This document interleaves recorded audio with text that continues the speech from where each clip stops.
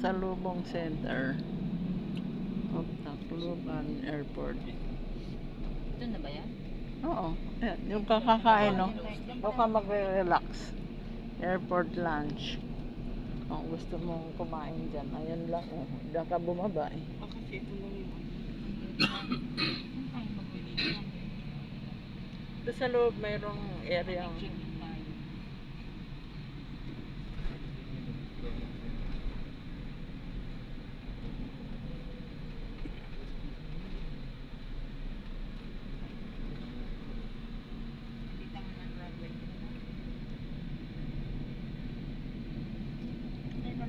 Malaki.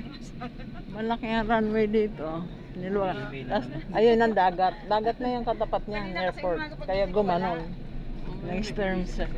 Ang email lang sa Stern akin. Service. Ano, Ay. Lubak man good.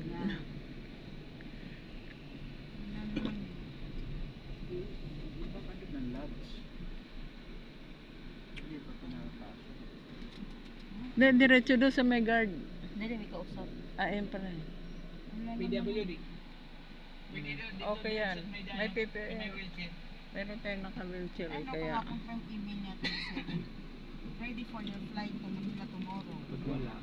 Okay yan. Yan. Wala namang email. Pabugso-bugso lang naman yung ulan dun eh. Unless may email na naman ng alas 3, ready up na tayo.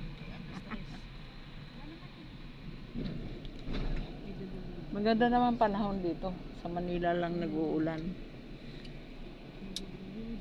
Dating natin doon mamayang gabi, wala na ring ulan doon. May PWD ba? Pwede asa loob? Oo naman. Hindi, dito lang sa guard.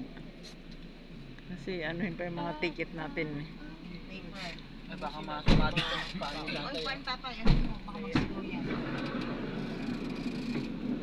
Bigay na naman yan.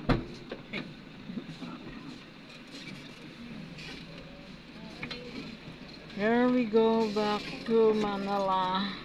Wait.